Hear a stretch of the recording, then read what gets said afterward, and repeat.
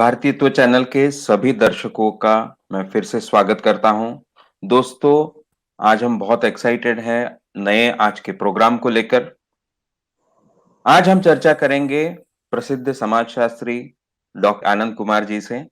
दोस्तों, आनंद कुमार जी को आप जानते होंगे, मैं बहुत सालों से उन्हें फॉलो करता हूं, पर हम उन्हें सबसे ज्यादा फेमस आप जानते हैं कि उन्होंने ही आम आदमी पार्टी की शुरुआत करने वालों में से वो रहे हैं और उसके नेताओं में से वो रहे हैं।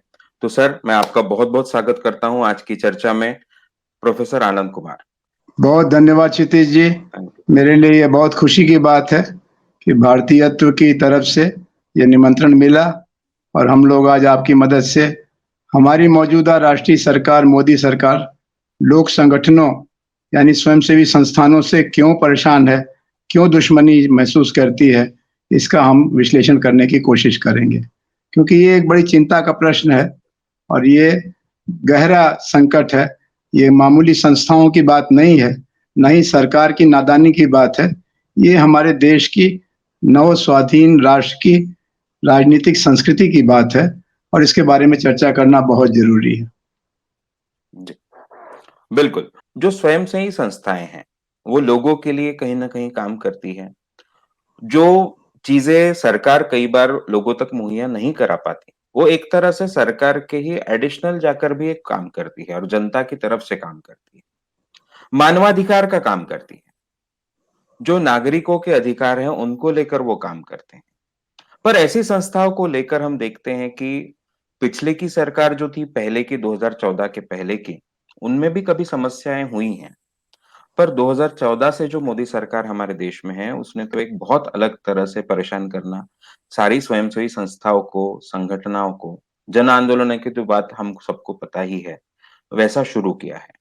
फिर वो फंडिंग को लेकर परेशानियां हो वगैरह, उन सबको लेकर भी किया है। पर यहाँ पर हम समझना चाह रहे हैं कि ऐसा सरकार क्यों करती है, जबकि ये जनता की मदद करते हैं, जनता के एक तरह से हम कहें तो जनता को जो समस्या है उन्हें ठीक करते हैं, यानी सरकार का ही एक काम वो कर रहे हैं। ऐसा होकर भी ये मोदी सरकार ऐसा क्यों करती है, उसके पीछे सर आपको क्या कारण लगते हैं? आपके क्या उसके बारे में विचार है?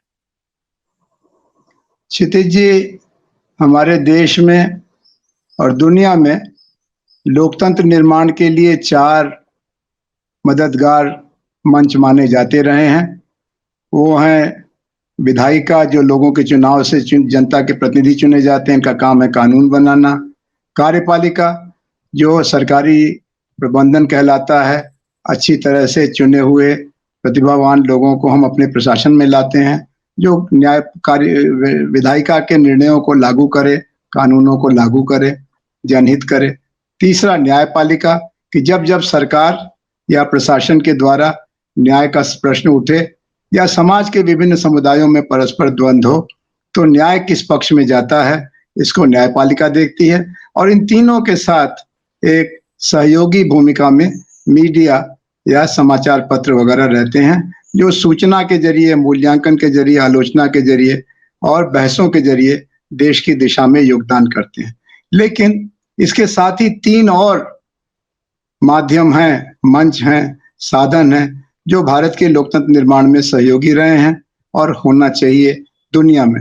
वो 3 हैं: स्वयंसेवी संगठन, शिक्षा केंद्र और तीसरा, जिसको आप कहेंगे विभिन्न राजनीतिक दल। ये तीनों में से जो स्वयंसेवी संगठन है या लोक संगठन है, उनका काम लोकतंत्र निर्माण की दिशा में, बेहतर समाज बनाने की दिशा में रचनात्मक तरीके से और कभी-कभी आंदोलन के तरीके से योगदान करना है। एक मायने में, जैसा आपने शुरू में कहा, ये संगठन सरकार के काम को ही आगे बढ़ाते हैं और सरकार का काम संविधान के जरिए देश का नव निर्माण करना है। अब आपने उठाया सवाल कि ये जो लोक संगठन हैं, इन्होंने मानवाधिकार के सवाल उठाए, इन्होंने स्त्री प्रश्न उठाया, इन्होंने पानी का सवाल, इन्होंने जीव जंतुओं का सवाल, इन्होंने रोजगार का सवाल, इन्होंने कुल मिलाकर के राष्ट्रीय एकता का सवाल उठाया है। इनका गुण क्या है? इनका गुण ये है कि ये छोटे से बड़े किसी भी आकार के हो सकते हैं। दूसरे, इनके निर्माण के लिए आपको कोई वोट बैंक नहीं चाहिए, आपको धन शक्ति नहीं चाहिए, आपको खाली लोक जीवन में उसकी जरूरत चाहिए। और इनका जो सबसे बड़ा गुण है, जो दलों के अंदर मर्यादा या सीमा के कारण है, सरकार के अंदर है, प्रशासन के अंदर है, वो ये कि ये लोकप्रियतावादी नहीं है। कोई भी सरकार लोकमत से अलग बहुत दूर नहीं जा पाती है। उसको प्रबंधन करना है, जो स्थिति है उसको बनाए रखना है। तो हर सरकार कुल मिलाकर के मझोले दर्जे के परिवर्तन करती है। बुनियादी परिवर्तन के सवाल अगर उठाएगी सरकार तो उसका वोट बिखर जाएगा। राजनीतिक दल भी कुछ सवालों पर चुप्पी रखते हैं, क्योंकि वो जैसे दुर्योधन ने भरी सभा में द्रौपदी का अपमान किया और माता द्रौपदी के अपमान के बारे में बाकी सब विद्वान चुप रहे, भीष्म पितामह, द्रोणाचार्य, कृपाचार्य आदि। तो क्यों? क्योंकि वो राजा का नमक खाते थे। वैसे बहुत सारे मंच, बहुत सारे संगठन और बहुत सारे आंदोलन तो होते हैं, लेकिन कई बड़े सवालों पर वो चुप रहते हैं। क्यों? क्योंकि उनका वोट का मामला है और वोट के सवाल पर बड़े से बड़े झुक जाते हैं। लोक संगठन इस मायने में बेपरवाह होते हैं। जो सच है उसको बोलना है और जो सच है उसके लिए लोगों में जो वंचित हैं, जो स्वरहीन हैं, उनको आवाज देना है।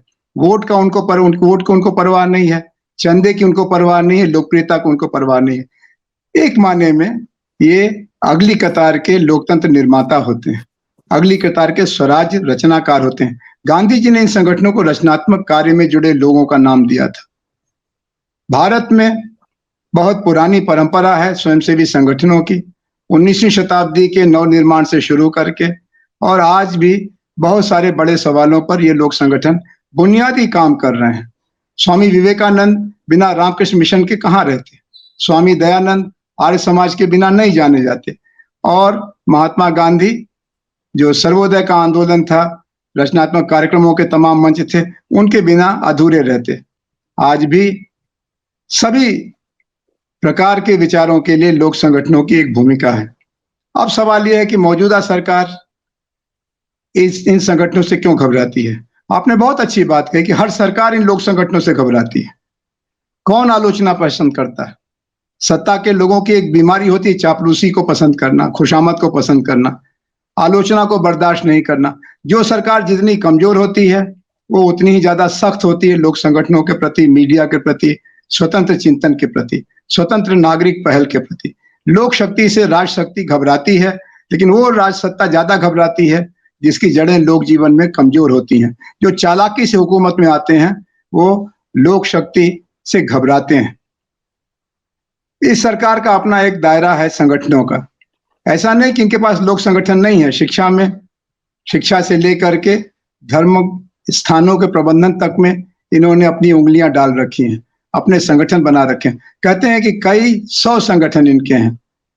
कुछ संगठनों को तो हम भी जानते हैं। फिर जब ये सरकार ऐसे संगठन से जुड़ी है जो लोक संगठनों की पीठ पर खड़े होकर के राजनीति करती आई है। राष्ट्रीय स्वयंसेवक संगठन खुद एक लोक संगठन है, जो ये भारतीय जनता पार्टी की मां जैसी है। तो जो भारतीय जनता पार्टी है वो लोक संगठनों की संतान है। फिर वो क्यों घबराती है? इसीलिए घबराती है कि इनका मुकाबला दूसरों से होता है। चुनाव में तो मान लीजिए जीत गए, एक बार जीत गए, 2 बार जीत गए, लेकिन लोगों के बीच में जो सवाल हैं उनको उठाने पर इनके संगठन चुप्पी रखते हैं। आपको याद होगा जब नई आर्थिक नीति 1991-92 में लाई गई, श्री नरसिम्हा राव प्रधानमंत्री थे कांग्रेस के, डॉक्टर मनमोहन सिंह जी वित्त मंत्री थे। उस समय आरएसएस ने विरोध किया और स्वदेशी जागरण मंच बनाया कि हमें स्वदेशी के बिना, और स्वदेशी का शब्द इन्होंने राष्ट्रीय आंदोलन से लिया, बंकिम चंद्र से लिया, टैगोर से लिया, गांधी से लिया। लेकिन जैसे ही ये सरकार में आए 2014 में, उसके बाद स्वदेशी जागरण मंच का कहीं नामो निशान नहीं है और चारों तरफ विदेशीकरण चल रहा। कहते हैं कि हमारी अर्थव्यवस्था में आज विदेशी पूंजी जितने बड़े पैमाने पर कब्जा कर चुकी है उतनी ईस्ट इंडिया कंपनी के बाद कभी नहीं थी। चीन के बारे में तो इनके अपने संगठन के लोग कहते हैं कि चीन ने कलम और जूते से लेकर के कंप्यूटर हर जगह अपना उत्पादन फैला रखा है। तो इनका जो लोक संगठन का पक्ष है वो अवसरवादी हो गया। ऐसे इनका एक संगठन है अखिल भारतीय विद्यार्थी परिषद। हम लोग जब विद्यार्थी आंदोलन में थे, जयप्रकाश नारायण के नेतृत्व में हमें काम करने का सौभाग्य मिला और शिक्षा में बदलाव हमारा एक बड़ा सपना था।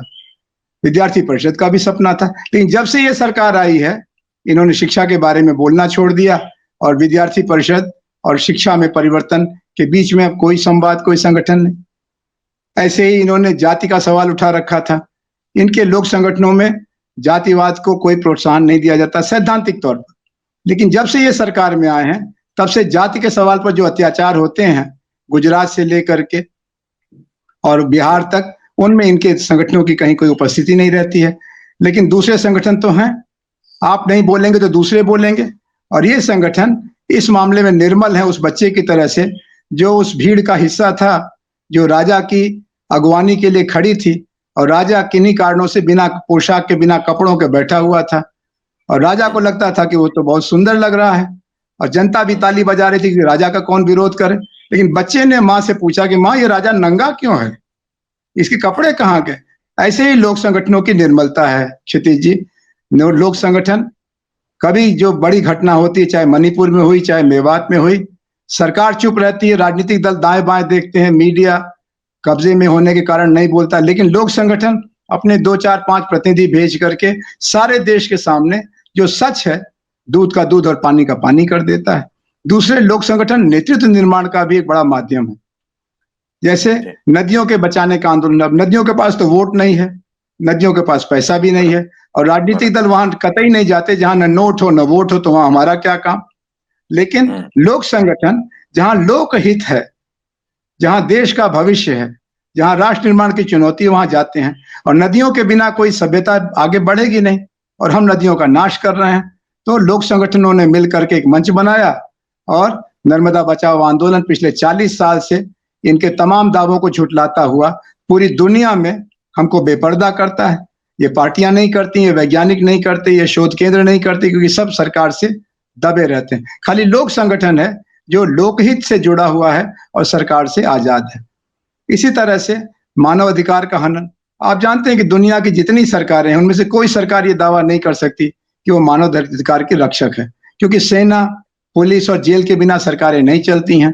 और सेना, पुलिस और जेल मानव अधिकार के संवर्धन के लिए, मानव अधिकार के दमन के लिए जानी जाती है, चाहे अमेरिका की सरकार हो और चाहे भारत की सरकार। अब इसको कौन बोलेगा? तो एक लोक संगठन बन गया, पीयूसीएल, जयप्रकाश नारायण जी ने बनाया, Lok Swatantra Sangathan, People's Union for Civil Liberties. ये हजारों लोगों का संगठन नहीं है, कुछ दर्जन लोग एक शहर में होते हैं। लेकिन जहां कोई घटना हुई, केरल से लेकर के कश्मीर तक, ये लोक संगठन जागते रहो की आवाज लगाने लगते हैं, अपनी छोटी बड़ी रिपोर्ट निकालते हैं। 1984 के दंगों में भी इन्होंने निकाला, जिसमें कांग्रेस का हाथ था, सिखों का नरसंहार हुआ। और 2002 के गोधरा कांड में भी इन्होंने बताया, जिसमें मुसलमानों का नरसंहार हुआ और बीजेपी का या गुजरात की सरकार का हाथ था। तो लोक संगठनों के बारे में अभी तो मैं इतना ही कहूंगा कि ये कबीर की तरह से हैं, कबीरा खड़ा बाजार में, मांगे सबकी खैर, ना काहू से दोस्ती, ना काहू से बैर। अब सरकारें ऐसा चाहती हैं कि आप या तो हमारे दोस्त बनिए या चुप रहिए, और बैरी तो बिल्कुल मत बनिए। और लोक संगठनों की ये प्रवृत्ति है, ये मर्यादा है, ये जिम्मेदारी है कि अगर सरकार सही करती है तो ठीक है, उसको माला पहनाएंगे। लेकिन अगर सरकार गलत करती है तो अपनी ही सरकार क्यों ना हो, बल्कि अपनी सरकार हो तो और जरूरी है कि हम उसका विरोध करें, उससे बैर करें। अब बैरी को कौन पसंद करेगा? इसलिए मौजूदा सरकार लोक संगठनों, विशेष तौर पर गांधी, विनोबा, जयप्रकाश की मर्यादा वाले संगठनों से बहुत घबराती है, क्योंकि उनकी निर्मलता का 100 बरस का इतिहास है। गांधी के नेतृत्व में पहले लोक संगठन 1917-18 में बने, 2023, इस 110 साल की कहानी में गांधी गए तो विनोबा आए, विनोबा के साथ जयप्रकाश आए, जयप्रकाश के पहले कृपलानी थे, जयप्रकाश के बाद और लोग आए। और इन संगठनों ने हिंदुस्तान के लोकतंत्र पर जब जब उसके चेहरे पर कोई धब्बा दाग लगा है, उसको पोंछने का काम किया है। सरकार को पसंद आवे तो अच्छा है, नहीं पसंद आवे तो ऐसी की तैसी। ऐसे में अब ये जो दिखता है कि आपने बहुत अच्छे से सारे लोक संगठनों की जरूरत क्या है, और अब अगर कोई नागरिक ये जब देखता है, कोई प्रेक्षक जो ये कार्यक्रम देख रहा है, वो उसके महत्व को समझे। और जिस तरह से बदनाम किया जाता है संगठनों को, लोक संगठनों को, फिर वो भ्रष्टाचार के नाम पे हो, या फिर वो देश के खिलाफ काम कर रहे हैं, या फिर वो यानी बाहर से पैसा ले रहे हैं और उसको इस्तेमाल करके वो देश की सरकार को बदनाम कर रहे हैं या देश को बदनाम कर रहे हैं। तो आपने बहुत अच्छे से समझाया कि जो दर्शक ये देख रहा है इस प्रोग्राम को, वो ये समझे कि जो लोक संगठनों को बदनाम किया जाता है और ये कोशिश है सरकार की कि जब वो इन संगठनों पे हमला करे, स्वयंसेवी संस्थानों को वो उनके संस्थान उनकी जगहों पर हमला करे तो लोग उनका साथ न दे। इसके लिए एक झूठा प्रचार जो किया जाता है, आ, उसके बारे में भी हमने कल के भी प्रोग्राम में चर्चा की थी। पर आज सर ने हमको ये समझाया, आनंद कुमार जी ने हमें ये समझाया कि क्या महत्व है लोक संगठनों का, क्या रोल है उनका और एक नागरिक के तौर पे हमें वो कैसे जरूरी है। पर सर अब ये जो हमले हो रहे हैं या एक तरह से उन्हें रोका जा रहा है, उन्हें बंद करने की कोशिश की जा रही है अलग-अलग तरह से। तो इस पे अभी एक तो लोक संगठनों ने क्या करना चाहिए? उन्हें चलाने वाले लोगों ने क्या करना चाहिए कुछ उपाय? और एक नागरिक ने भी क्या करना चाहिए? नागरिक किस तरह मदद कर सकता है? क्षितिज जी, पहले हम सरकार की आलोचना पर ध्यान दें क्योंकि ये सरकार हमारे लोगों के द्वारा चुनी हुई है, उसकी बात को हमको देखना चाहिए। हर सरकार हमेशा झूठ नहीं बोलती है और अगर झूठ बोल भी रही हो तो उसको जाँच लेना चाहिए। मौजूदा सरकार की तरफ से और बल्कि इसके पहले भी जो सरकार थी दूसरी पार्टी की थी, उनकी तरफ से भी ये 3 आलोचनाएँ लोक संगठनों की होती हैं। नंबर 1, ये विकास विरोधी हैं। हम कुछ भी करना चाहते हैं, बाँध बनाना चाहते हैं, सड़क बनाना चाहते हैं, हवाई अड्डा बनाना चाहते हैं, रेल लाना चाहते हैं, मकान बनाना चाहते हैं, ये हमारा विरोध करते हैं, ये विकास विरोधी हैं। नंबर 2, ये गैर ज़िम्मेदार हैं। ये किसी पद पर तो होते नहीं हैं, इनके ऊपर किसी का अंकुश भी नहीं है, ना तो ये वोट की ताकत से चलते हैं, ना कानून की ताकत से चलते हैं। ये हैं कौन? तू कौन मैं खामखा। तो ये गैर ज़िम्मेदार हैं। तीसरा, इनमें से कई संगठन आर्थिक आधार पर भारत से नहीं बल्कि विदेशी ताकतों से जुड़े हुए हैं और उनके चंदे के कारण जो विदेशी ताकतें हैं, वो भारत की गतिविधियों में हस्तक्षेप करती हैं। जिसका आप खाना खाएँगे, उसका आप गाना गाएँगे। तो ये 3 आरोप, नंबर 1 विकास का विरोध, नंबर 2 गैर जिम्मेदार और नंबर 3 विदेशी ताकतों के एजेंट या विदेशी ताकतों के तरफदार। पहली बात ऐसी उचित नहीं है क्योंकि विकास का उनका अपना मापदंड है। दुनिया में कहीं भी कोई भी परिवर्तन मानव हित की रक्षा के लिए किए जाने वाले प्रयासों का विरोध नहीं करेगा।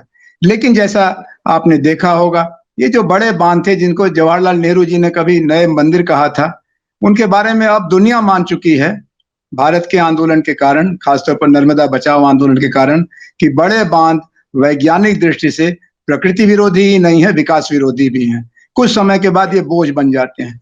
ऐसे ही ऊर्जा का सवाल है। सारी दुनिया में जो लोक संगठन है, वो नागासाकी हिरोशिमा के बाद से परमाणु बम से बनने वाली टेक्नोलॉजी के जरिए चलने वाली ऊर्जा व्यवस्था का विरोध करते हैं और इसमें चेरनोबिल रूस से लेकर के और अभी हाल में जापान में दुर्घटना हुई, यानी पूंजीवादी देश, समाजवादी देश, हर जगह ये दुर्घटना की संभावना है। इसलिए लोक संगठनों द्वारा भारत में जब अमेरिका में जगह-जगह परमाणु ऊर्जा केंद्र बनाए गए तो उसका विरोध किया गया और कहा गया कि ये तो बिजली नहीं पैदा करने देंगे, बिजली के बिना विकास कैसे होगा? बिल्कुल ठीक कहा आपने, बिजली के बिना विकास कैसे होगा? लेकिन बिजली बनाने का कुल एक तरीका नहीं है श्रीमान। खाली परमाणु ऊर्जा से बिजली नहीं बनती है, जल से बिजली बनती है, वायु से बिजली बनती है, सूरज से भी बिजली बनती है। आप टेक्नोलॉजी का तो ख्याल करिए, टेक्नोलॉजी में निवेश करिए। जी। तो विकास के विरोध का ये अधूरा सच है क्योंकि जन संगठन जनता के बीच में जो सीमाएं और समस्याएं उनको ध्यान में लाते हैं। अब आप जानते हैं कि एक नियामगिरी पर्वत है उड़ीसा में, उसके पर्वत के अंदर पता लगा है कि एल्युमिनियम बॉक्साइट का बहुत ज्यादा खनिज है। तो इंग्लैंड की एक कंपनी वेदांता आ गई कि हम इसका पेट फाड़ेंगे, इसका बॉक्साइट निकालेंगे, एल्युमिनियम बनाएंगे। तो वहां के आदिवासी, कोंड आदिवासियों ने कहा कि हम इसका विरोध करते हैं क्योंकि ये नियामगिरी तो हमारा पिता है, हम अपने पिता का सौदा कैसे करेंगे? तुम्हारा विकास तुम्हारे काम आएगा, हमको तो तुम खाली ड्राइवर बनाओगे, गार्ड बनाओगे, बड़ी नौकरियां तो बाहर वालों को जाएंगी, नंबर 1। नंबर 2, हमारा जीवन पिछले 70-75 साल से आजादी के बाद भी इस पर्वत के सहारे ही चल रहा है। इसमें जो पानी है, इसमें जो लकड़ी है, इसमें जो फल फूल है, इसी के जरिए हमको तो तुमने कुछ दिया नहीं, ना स्कूल दिया, ना अस्पताल दिया, ना विद्यालय दिया, ना रोजगार दिया। अब तुम कहाँ से आ गए? तो तुमको हम नहीं मानते। और वो लड़ाई सर्वोच्च न्यायालय तक गई और सर्वोच्च न्यायालय ने कानून के जरिए कहा कि भाई जनता का देश है, जनतंत्र है, इनका रेफरेंडम कराओ। और 12 गांव पंचायतें हैं, 12 के 12 गांव पंचायतों ने कहा कि हमको वेदांता का प्रयोग नहीं चाहिए, हमको नियमगिरी की रक्षा करनी है। और वो वेदांत कंपनी जो अरबपतियों की कंपनी है, उसने देश भर में ये प्रचार कराया कि वहां आंदोलन करने वाले विकास विरोधी हैं। ऐसे ही एक गांव प्लाचीमाड़ा केरल में, उन्होंने विकास के नाम पर कोका कोला कंपनी को पैसा लेकर के ठेका दे दिया कि वो कोका कोला का प्लांट लगाएगी। कुछ ही महीनों में पानी का स्तर नीचे जाने लगा, कुछ बरस में वहां की फसलें खराब होने लगी। तो प्लाचीमाड़ा गांव के पंचायत ने कहा कि हमसे गलती हो गई, हम कोका कोला को यहाँ से अब बाहर जाने का निवेदन करते हैं। कोका कोला कंपनी ने अपने वकीलों की बैटरी लगा दी कि ये तो ऐसा कर नहीं सकते हैं, ये कानून हमारे हाथ में है। तो फिर वो लड़ाई प्लाचीमाड़ा की भी जनता में भी लड़ी गई और कानून में भी लड़ी गई। और सौभाग्य से न्यायालय ने कहा कि प्लाचीमाड़ा के किसानों का कहना ठीक है, ये विकास तो विनाश है। तो जिसको आप विकास कहते हैं उसको अगर गांव के लोग, कस्बे के लोग और लोक संगठन के लोग विनाश कहते हैं, तो उसकी जांच तो न हम आप कर सकेंगे, न लोक संगठन। वो विनाश मानते हैं, आप विकास मानते हैं, कोई तीसरा इसको तय करे। ऐसा केदारनाथ जी में हुआ। आप जानते हैं कि हिमाचल प्रदेश में और उत्तराखंड में तमाम बड़े बड़े पर्वतों के बीच में प्राचीन पारंपरिक आस्था के केंद्र हैं। अब वहां जाने के लिए अगर आपके पास टाइम नहीं है तो मत जाइए। उन्होंने कहा नहीं, हम जाएंगे। तो 6 लेन की सड़कें बनाने लगे, जहां मुश्किल से कच्चे पहाड़ों में 1 या 2 सड़कों से भी नुकसान होता है, वहां 6 लेन की सड़कें बनाने लगे। सुप्रीम कोर्ट ने एक कमेटी नियुक्त की, रवि चोपड़ा कमेटी। उसने कहा कि हाँ, ये 6 लेन नहीं बनाना चाहिए, पहाड़ नहीं झेल पाएंगे। उन्होंने कहा इस कमेटी को हम नहीं मानते। और ठेकेदारों की लॉबी ने नेताओं के जेब में रुपए भर करके और मुंह में चांदी का जूता लगाकर, माफ कीजिएगा मेरी शब्दावली, लेकिन मैं थोड़ा दुखी हूं। और इस समय देश को बर्बाद होते हम देख रहे हैं। लोक संगठनों ने आवाज उठाई, उसमें एक थे सुंदरलाल बहुगुणा, एक थे चंडी प्रसाद भट्ट, एक है राधा भट्ट। इन सब लोगों को एक किनारे करके, सब स्वतंत्रता सेनानी थे, ये सब गांधी मार्गी थे, ये सब न दाएं के थे, न बाएं के थे, न सरकार के थे और न ठेकेदार के थे। इन सबको कहा कि ये विकास विरोधी हैं और आगे बढ़ गए। फिर क्या हुआ? एक दिन प्रकृति नाराज हुई और देखते देखते जो 8 मंजिला इमारतें बनाई गई थी होटल के लिए, और जो बड़े बड़े रेस्टोरेंट खोले गए थे विलास के लिए, और सारा का सारा हिमाचल और सारा का सारा उत्तराखंड घुटनों पर आ गया। अब इनको समझ में नहीं आता कि आगे बढ़े कि पीछे जाए। तो विकास विरोधी होने का ये जो आरोप है, वो आंशिक तौर पर विनाश के खतरों को रोकने की कोशिश है। और इसको अगर आप विकास विरोधी करते हैं तो आपकी मर्जी, आपके हाथ में हुकूमत है, आप जो चाहे सो बोलिए। लेकिन 70-75 बरस की कहानी ये है कि समय रहते अगर हम इन आलोचनाओं को देख लें, उनकी वैज्ञानिक जांच करें, तब आगे बढ़ें तो बेहतर है, बजाय ठेकेदारों के या चंदा देने वालों के या देशी और विदेशी कॉरपोरेट के गठजोड़ को सुनने के। अब दूसरा सवाल आता है गैर जिम्मेदारी का। कहीं कहीं कुछ संगठन राजनीतिक इरादों से सरकार के काम में बाधा डालने के लिए खड़े हो सकते हैं। इसमें कोई दो राय नहीं है कि हर संगठन लोकहित के लिए नहीं होता है, कुछ नकली भी होते हैं, वो राजनीतिक कारणों से या व्यवस्था से जुड़े लोगों के हितों के कारणों से होते हैं। तो उसको जांचना चाहिए कि कौन जिम्मेदार है, कौन गैर जिम्मेदार है। अब गांधी मार्गियों को गैर जिम्मेदार कहना तो मुश्किल होगा, क्योंकि गांधी मार्गी इतने सात्विक तरीके से काम करते हैं, संवाद की रणनीति बनाते हैं, सरकार से कम टकराहट लेते हैं। यहां तक कि जब इमरजेंसी लगी, पूरा देश जेल खाने में बदल गया, तब भी सर्वोदय का एक छोटा हिस्सा सरकार से बातचीत करता रहा और बाबा विनोबा मौन हो गए और जयप्रकाश नारायण जी को DIR में, मीसा में जेल में बंद कर दिया गया, हजारों सर्वोदय कार्यकर्ता बंद कर दिए गए। तो आपातकाल जैसे प्रश्न पर भी लोक संगठनों में से कई लोग संवाद न कि विवाद, सहयोग न कि संघर्ष का रास्ता अपनाते हैं। इसलिए गैर जिम्मेदारी की बात कहना ठीक नहीं है। हाँ, ये जरूर है कि हर नागरिक संगठन को जिम्मेदार होना चाहिए, और नागरिक संगठन होने के नाते ही कोई जिम्मेदार नहीं होता। अगर कोई जिम्मेदारी नहीं निभाता तो उसको आप गिरफ्तार करिए, उसको आप सजा दीजिए। इसका तो किसी ने विरोध नहीं किया कि बम बनाने की फैक्ट्री बनाने वाला कोई लोक संगठन है, आतंकवादियों को प्रश्रय देने वाला कोई लोक संगठन है, और उसको आप पकड़ते हैं और गिरफ्तार करते हैं, मुकदमा चलाते हैं, जेल करते हैं, तो उसका तो विरोध नहीं होता है। हाँ, विरोध उसका होता है जब निरपराध को आप खाली इसलिए कि वो आलोचक है, आपने उस पत्रकार को, उस साहित्यकार को, उस शिक्षक को, उस नागरिक सामाजिक कार्यकर्ता को गिरफ्तार कर लिया, और तब सर्वोच्च न्यायालय जब उसको जमानत दे देता है, चाहे वो तीसरा सीतलवाड़ हो और चाहे आनंद तेल तुबड़े हो, तब आपका चेहरा छोटा सा हो जाता है, तब आप माफी नहीं मांगते हैं। दर्जनों सालों तक आप निरपराध लोगों को जेल में बंद कर देते हैं देशद्रोही के नाम पर, और जब सरकार जांच करने के लिए न्यायालय से कहती है और न्यायालय निर्दोष पाता है, तो वो जो उसका बीता हुआ समय है, उसकी खत्म हो चुकी जवानी है, उसका मुआवजा कौन देगा? हम आपको एक दिन के लिए बंद कर दें, और आप मंत्री हैं, मुख्यमंत्री हैं, गवर्नर हैं, आपको कैसा लगेगा एक दिन का बंद करना? वहां तो आप बरसों बरस बंद कर देते हैं। तो गैर जिम्मेदारी का आरोप जरा जिम्मेदारी से लगाना चाहिए, और इसमें अक्सर सरकारें गैर जिम्मेदार पाई जाती हैं। तीसरा सवाल है विदेशी पैसे का। ये बिल्कुल सही बात है कि विदेशी सरकारें अपने प्रतिद्वंदी देशों के जीवन में हस्तक्षेप के लिए साम दाम दंड भेद का इस्तेमाल करते हैं। तो आपके पास तो पूरी जांच व्यवस्था है, जन संगठन अधिकांश रजिस्टर्ड होते हैं, उनका खाता जांचिए।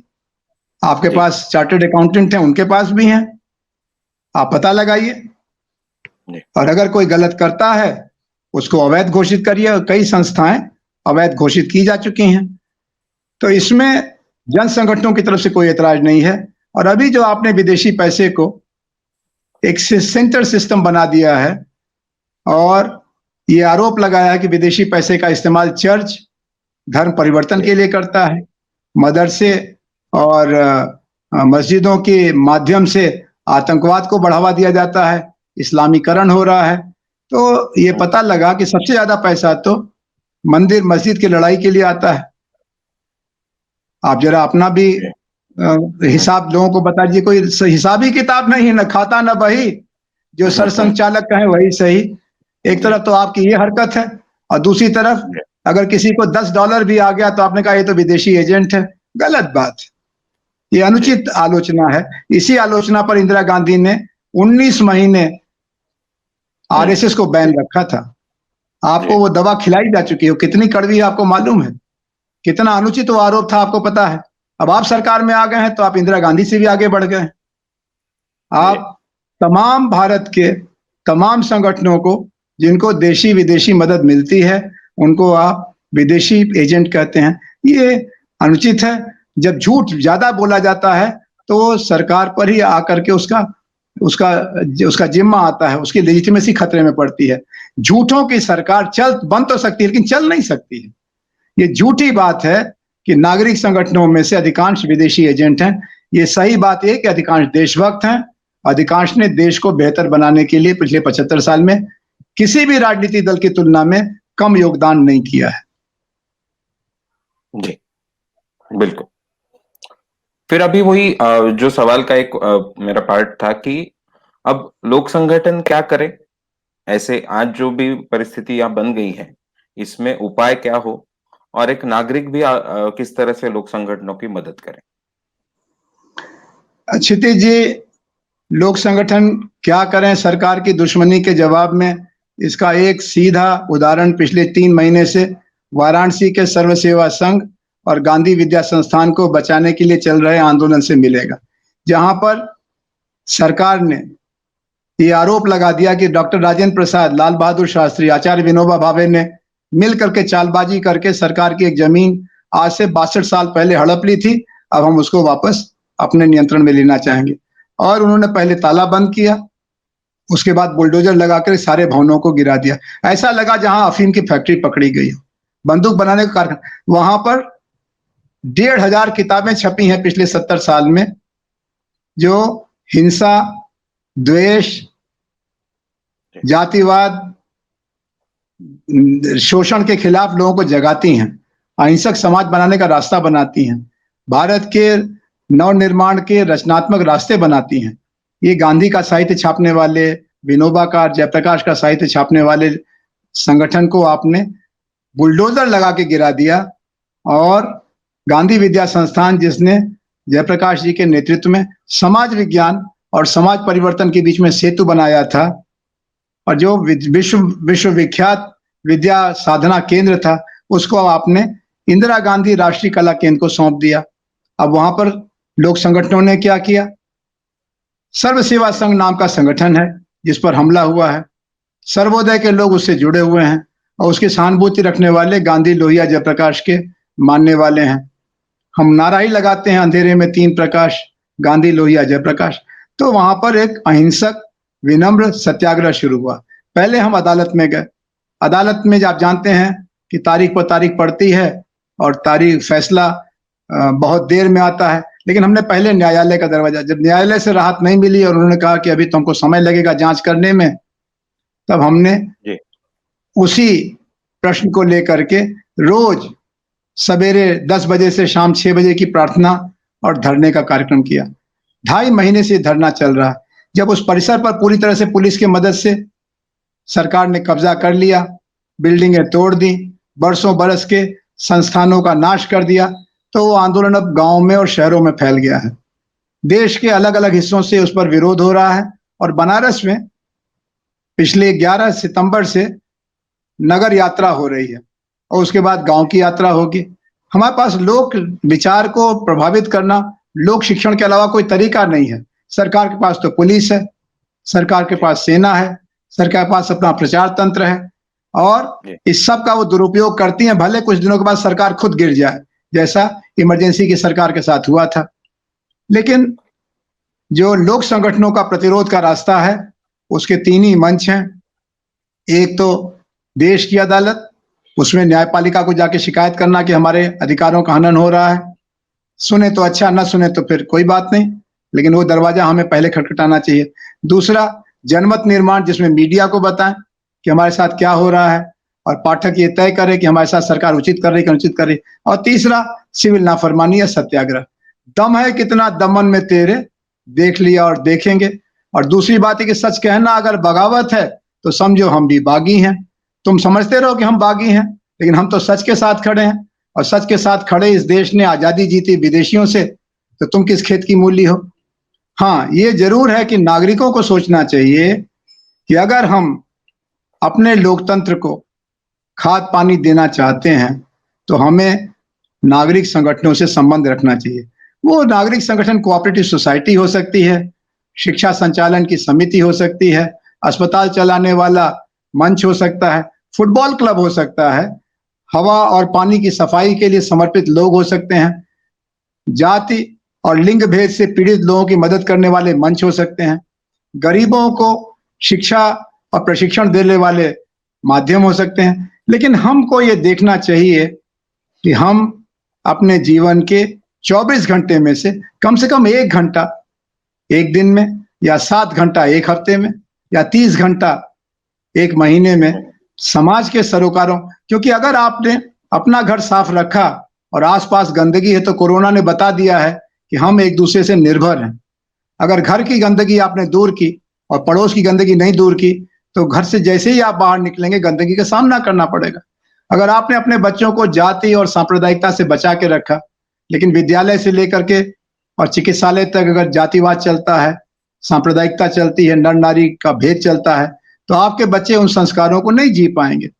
तो हमें अपने आसपास का उत्तरदायित्व, कहते हैं दायित्वपूर्ण नागरिकता, ये नागरिक धर्म है।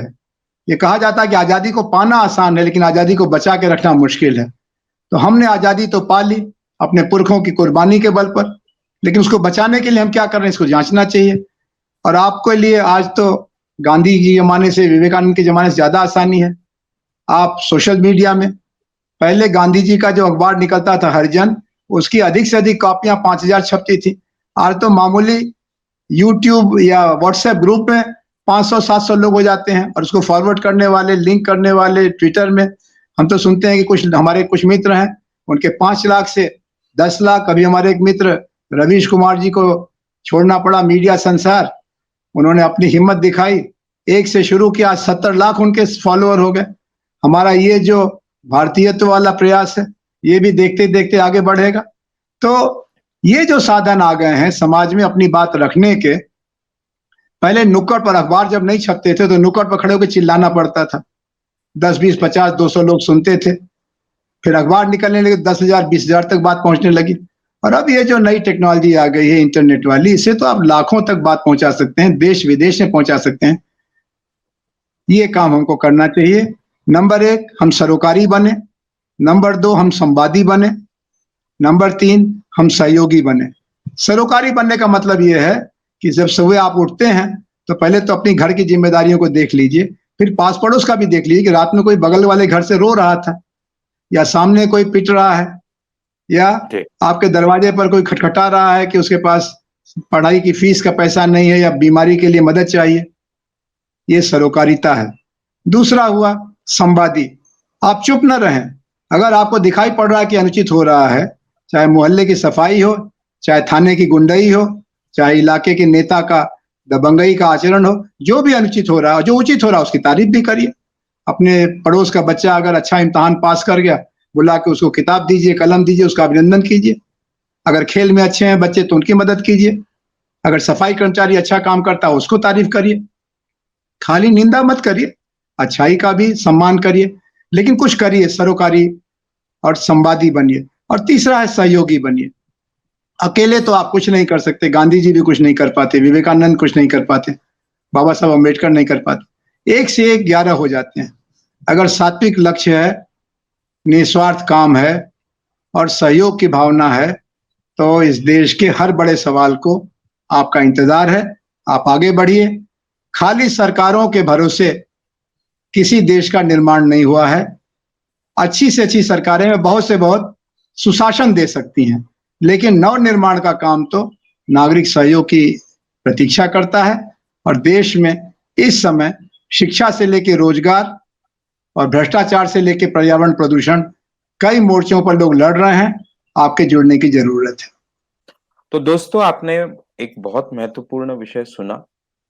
ये जो विषय ऊपरी तौर पे देखे तो ऐसा लगता है कि स्वयंसेवी संस्थाएं हैं, उनके खिलाफ कुछ हो रहा है और नागरिक ऐसे भी सोच सकते हैं हमें क्या लेना देना। पर हमने आज ये सर से सीखा, लोकतंत्र की बात होती है तो लोकतंत्र में स्वयंसेवी संस्थाओं का कितना महत्वपूर्ण एक रोल है।